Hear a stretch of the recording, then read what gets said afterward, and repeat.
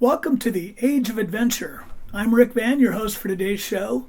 According to the National Alliance to End Homelessness, there are as many as 15,000 people homeless on any given night in Oregon. Nationally, the number is closer to 600,000, and a big percentage of these forgotten and challenged people are children and teenagers. Our guest today is someone whose organization has truly made a difference in the lives of so many of these youths. Mary Ferrell is the founder and executive director of the Maslow Project. A lifelong Oregonian, Mary graduated from Southern Oregon University and began working with children and families in 2000 as an advocate in the public school system for the civil rights of homeless students. Mary founded the Maslow Project in 2009 in response to a need in her community. Her vision was to offer a service delivery model that works best for those needing help. Low barrier, trauma-informed, and responsive to changing needs. Maslow has gained national and international attention, and Mary has received numerous awards for outstanding service and community impact. Mary's experience brings a lens as a service provider to a population that often has extensive barriers to housing, education, and unemployment. Mary is an American Leadership Senior Fellow, Vice Chair of the Jackson County Continuum of Care, and has served on numerous advisories and initiatives in support of her state and our community. She currently sits as a governor-appointed member of the Oregon Housing Stability Council. Mary, thank you so much for taking time out of a schedule that must be daunting, to say the least. Thanks for having me. I assume that with your schedule and all your commitments, you have a very patient family here as well. I do. My job takes a lot of time and energy, but it's rewarding work, and I have a lot of support. I'm going to assume that you named the Maslow Project after Maslow's hierarchy of needs. Almost. That is the correct direction, but actually it was one of the youth that we worked with that actually came up with our name. He was a 16-year-old young man back in our earliest days, somewhere around 2007, before we even had nonprofit status. And we had a little drop-in center, and we provided a lot of basic needs, very similar to the Maslow, foundational survival level. And that included food and clothing and, a variety of different supports. And he was sitting in our lobby, says to us, I'm taking Intro to Psychology in one of my high school classes, and we're learning about Maslow's hierarchy of needs. And as I look around, it just strikes me, you guys are like the Maslow Project. And that is how we got our name. And like most great organizations, yours has very humble beginnings. I understand that the Maslow Project literally started in the trunk of your car. Is this the true story? It is true. I actually was working as an advocate for homeless youth in our public school system. And what I quickly realized is that there were many, many needs that schools just aren't equipped to provide. Their focus is education, and that makes sense. And in reality, kids who experience homelessness are more than just who they are at school, right? They're worried about where their next meal is coming from, where they're going to sleep that night, if they're going to be safe that night, and they have all these other needs. So I really just started doing this work kind of out of the trunk of my car. I didn't have really an office or a place to call home for my own work. So I just started doing a lot of community outreach and connecting with families and understanding what they needed. And over time, we evolved into the agency we are today. I know you had mentioned that one of your key motivations in founding the project was that there was just not much available at the time to help kids or families that found themselves in these kinds of tough situations. Absolutely. Was there a moment ever thought you would be involved in this type of work and with this level of impact? I actually would have to say yes. I was one of those kids of the 80s, so it always struck me to see, the Sally Struthers, commercials on TV, and that kids are hungry in other parts of the world. And I also was the kid who was pretty observant to the other students in my own class growing up that didn't have the same, things weren't the same for some of these kids. And there was one boy in particular, his name was Ryan, and I went through grade school with him all the way up through high school. He was the kid who always kind of sat alone at the lunch table. His clothes were always several sizes too big. He often didn't participate in things that costed or had a cost, like field trips and things like that. And I always, knew that he was a kid of poverty, but I didn't really understand until I was doing this work later in life, and I had a referral to go help a family and take some emergency food and supplies to their home. Their electricity had been shut off, and I get to this home, and the person who opens the door is Ryan. And he was now a father and had 2 young kids and, doing their best to make ends meet. And I did not point out who I was to him. I did not want to make that connection for his own privacy's sake. But it was really nice for me to feel like now as an adult, I'm able to do something meaningful and help and not just be aware of the problem like I was as a child. Tell the listeners out there today about the population that the Maslow Project serves. Great question. And coincidentally, to answer that, I did actually find out later in life that Ryan had lived in a car with his mom and his little sister when he was in grade school. And that is a perfect example of what so many people don't understand with the homeless youth and family population in our valley is it's very much an invisible population. It's very different than being in Portland, Oregon, where you can just drive through downtown and homelessness is very visible. It's on the streets. In a community like ours, especially with kids and teens, they don't want to be visible. They want to fit in with their peers. And youth and family homelessness in Southern Oregon is going to be more families living in camps, in cars, maybe like temporary housing, doubled up with another family or relative while they're trying to get back on their feet. Could be couch surfing. We have a lot of teens that couch surf just wherever they can that's safe. Sometimes shelters and oftentimes hotels. So it's a really broad definition. It's not just people literally outside under a bridge, although that happens too. And the second biggest thing that I think a lot of people don't understand is they hear the word homeless youth and they think, oh, these are all teenagers and they're probably like being kicked out or not following rules or they have some sort of behavior issue. And the reality is the vast majority of homeless kids and teenagers in our valley are homeless with their whole family. Right. They're all experiencing homelessness. Education, the McKinney-Vento Act, it actually has the broadest definition of homelessness as it applies to students. Any student who lacks an adequate, regular, and fixed nighttime residence. So you have to be able to satisfy all 3 of those in order to not be considered unhoused or homeless. Got it. So that's a pretty broad definition, but the reality is if you're living in a place that doesn't have running water or your house has wheels and isn't fixed to the ground or it's a hotel, you're not likely having the kind of stability that you really need to thrive in school. Most of us cannot imagine the added challenges that these homeless teens wrestle with. It's got to be staggering. It is staggering, and it's also sometimes inspiring. Some of the kids that we have seen have to wrestle with very adult challenges, how to get their basic personal needs met, how to ensure they've got food on a regular basis, how to do remote education when you don't have a home, like how do you plug in your Chromebook when you don't have access to a power outlet. These are some of the things that most of us don't even comprehend. Like, how are you going to go to work and be effective in your job if you don't even have a home? You can't take a shower. You can't have clean clothes to put on. So for me, some of the most rewarding moments in my history is seeing these kids, in spite of those challenges and unimaginable barriers they've had to overcome, still manage to complete high school, get into college, and kind of come back to us years later and say, well, that Maslow was the difference. That was what gave me that stability I needed to keep going forward. In addition to the challenges, I'm sure there are many myths and misconceptions about youth homelessness. Absolutely. Yeah. I mean, and again, the main misconception is that they're all just sort of teens that ran away. The reality is less than 1% of the kids we have ever worked with in our history were true runaways. And almost always they end up, reuniting with their families. Right. Most kids are homeless due to family poverty, circumstances, domestic violence, substance abuse in the home. Not necessarily youth substance abuse, but oftentimes parent substance abuse. And just other factors related to generational poverty. It's a national statistic, in fact, that the number one contributing cause of chronic adult homelessness is a lack of a high school education.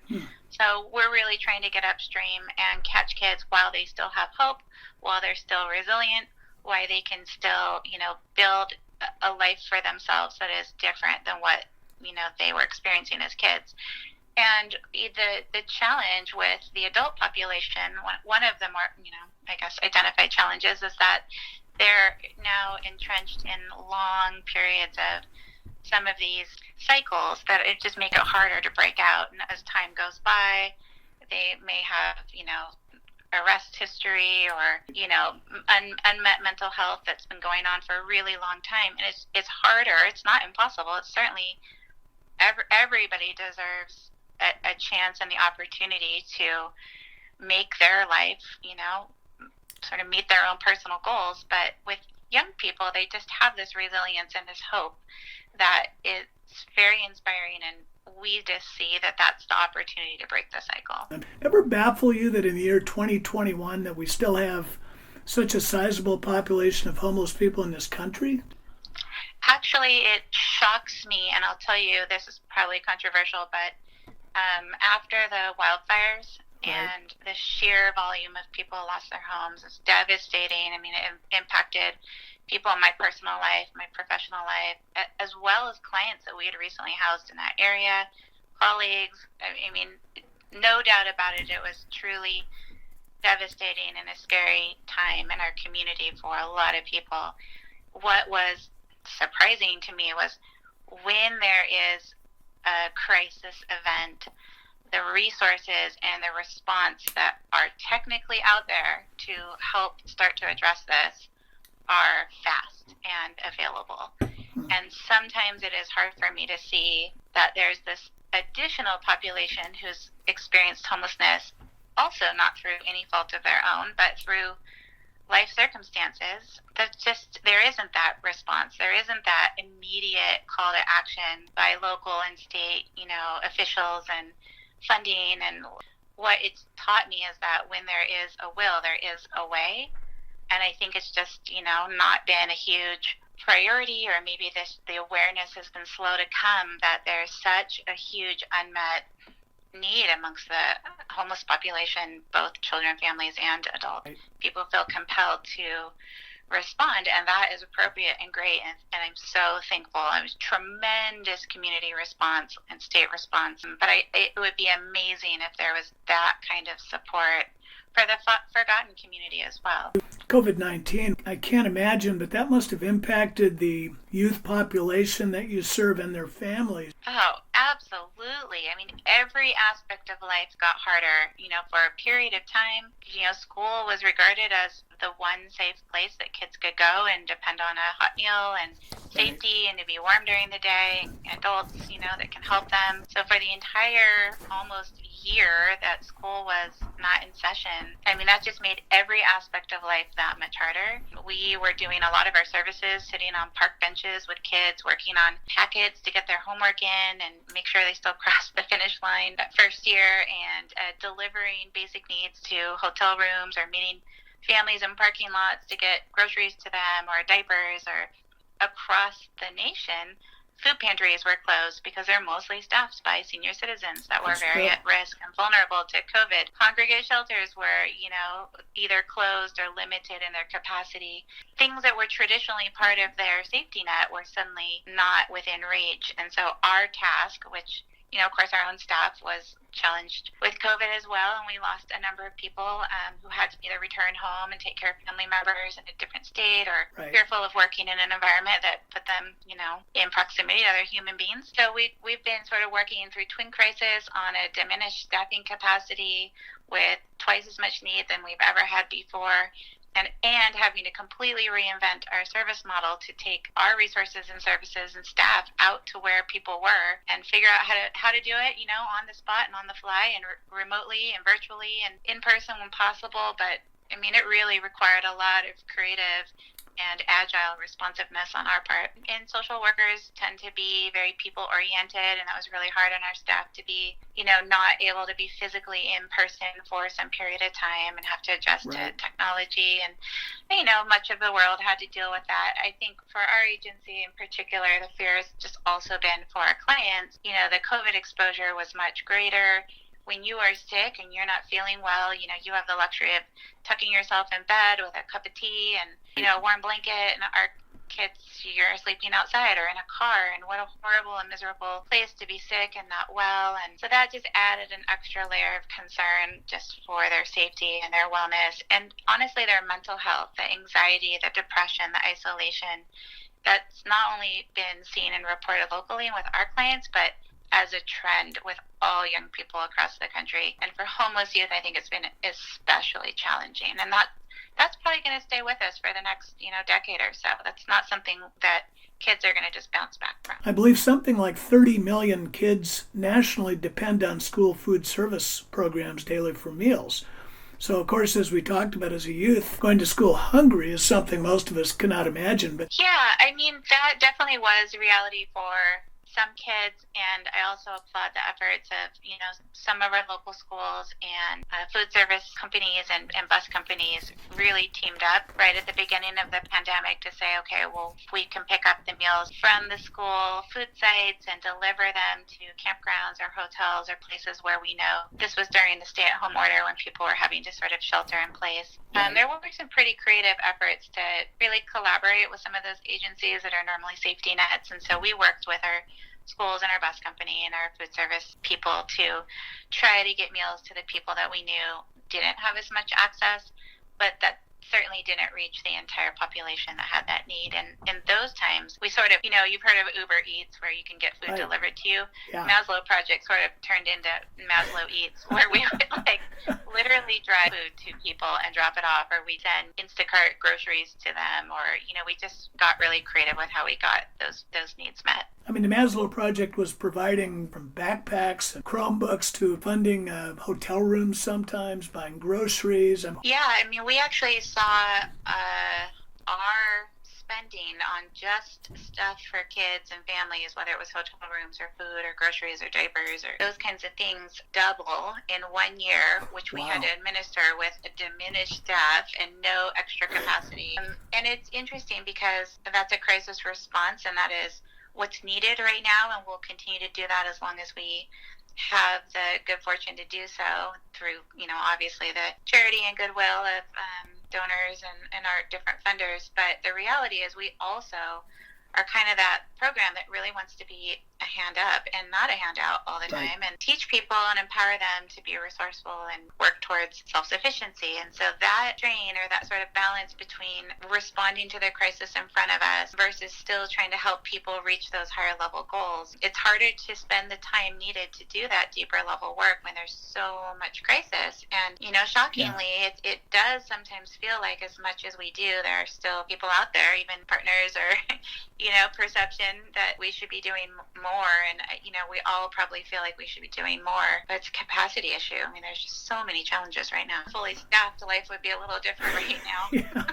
Which took your job from 24/7 to something beyond. Yeah, so. I actually end up prioritizing almost every 15 minutes of my day. What is the most pressing thing I need to deal with in this very moment? And I've been like that for a year. Well, again, I'm very fortunate to have a half an hour with you. No, it's great, because the community education and awareness is important, and I appreciate the opportunity to share. And, I know that there are so many stories, but is there a particular story about a family or a youth that you might want to share with our listeners today? I know you've got so many. Yeah, I mean, I guess this is a family that sort of gone the full gamut of all of our services and over a very long period of time. And our staff were just discussing the positive success this family has had in our last staff meeting. So this particular family, some of our staff got to know when they actually worked for a different organization when they were at Head Start 20 years ago, and got to know this mom and some of her children.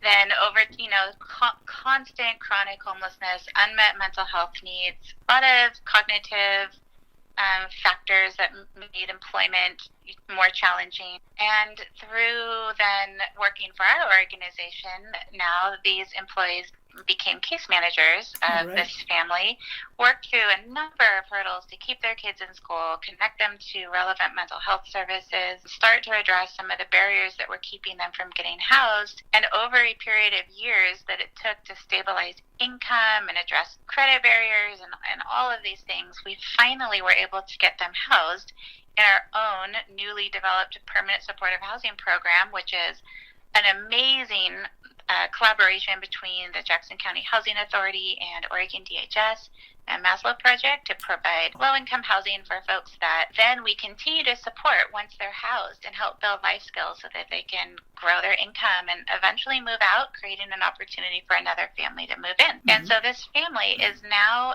seeing a level of success that 20 years ago when we first met this family, no one would have seen. They are now stably housed, their kids are thriving, they're doing well in school. Mom is now gainfully employed, she's enrolled at RCC, pursuing adult education, and it's just really such a remarkable turnaround. But the significant factor for me is that these things take time. You can't just provide someone a hotel room or an emergency service and expect their life's going to change. And right.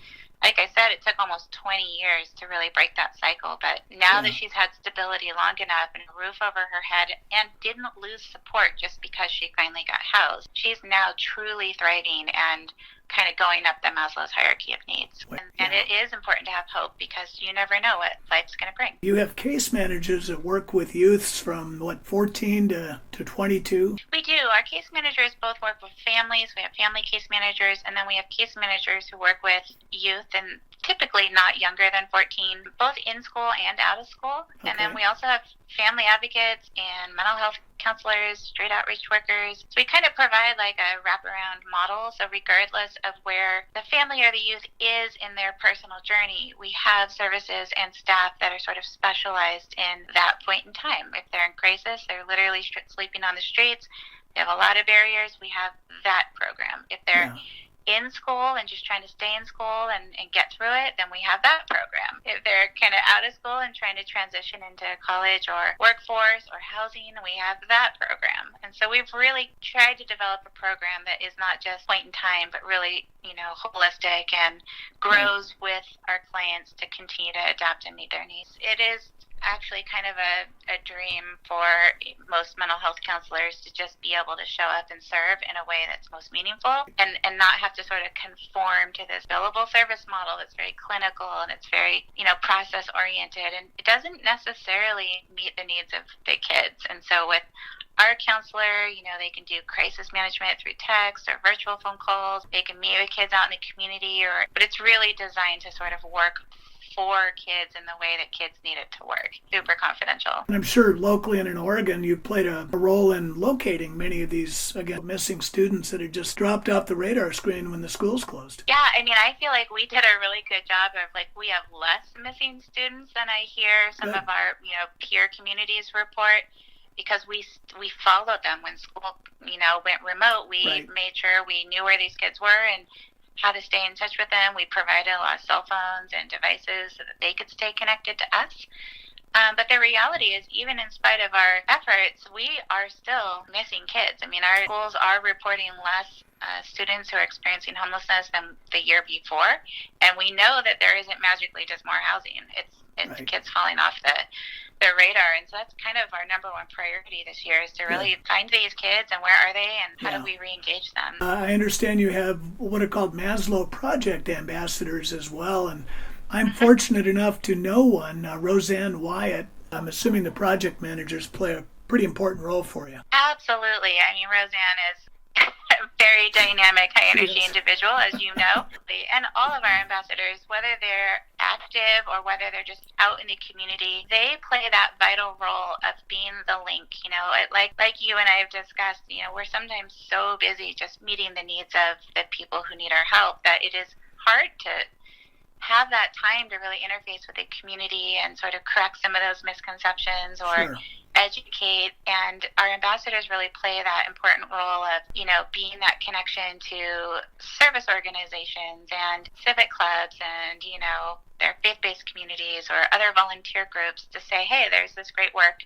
You might not know about them, but let me tell you. They motivate volunteer hours when we need them. They pitch in when we're in need, whether it's rolling up their sleeves and cleaning our food pantry, or our ambassadors and our volunteers are one of a kind, and we feel so lucky. I don't even have all the words to say. Can you let our listening audience out there know how they can help the Maslow Project? I understand, for example, that you have a Maslow Project giving event coming up on November 30th. Yeah, so our It's a virtual event, and it's our Giving Tuesday, and this year that happens to fall on November 30th, and it will be at 5:30, and it'll be a live stream.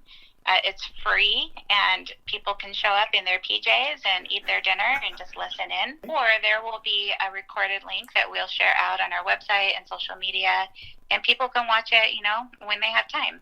My biggest ask is that people just watch it if they are interested and hear from one of the youth that we've worked with. She's now a college student and studying pre-med, and she'll be speaking on her own personal experience with homelessness and what having access to a program like Maslow Project did for her.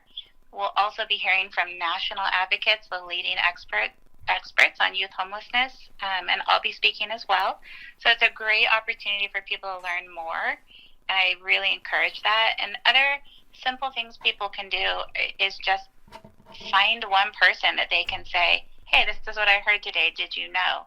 And help create that shared understanding of what some of the kids in our valley are actually going through. They can learn more on our website and our Facebook and Instagram. Mary, what is the website? It's very easy. It's just www.maslowproject, all one word, .com. Is there anything you would like to add as, call it a closing statement about the Maslow Project and perhaps a wish for 2022? The thing I always just tell people is that Maslow Project is and always has been more about who we are and what we do and less about where we are. We're not very visible, and I realize that, to the general community, but our clients know where we're at and how to reach us, and that is what has been, I think, really different. We may not have a flashy storefront, but we are where our clients need us to be. And as we think about, that going into 2022, which just sounds crazy to say, my wish for the future is that magically get a whole bunch of housing. That would be amazing. That'd be a big one. Our community really needs it, but really just sort of a continued compassion and patience and understanding that this is not a situation that happened overnight.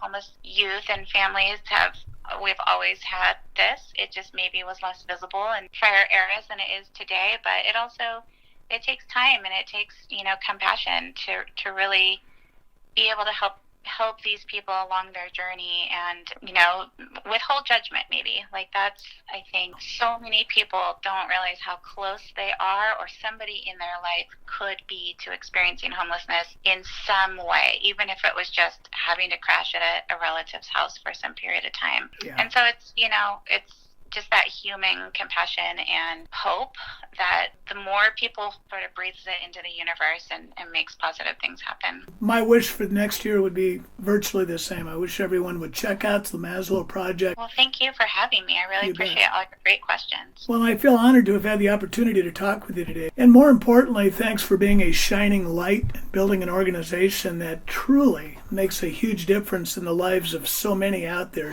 Thanks, Rick. I really appreciate that.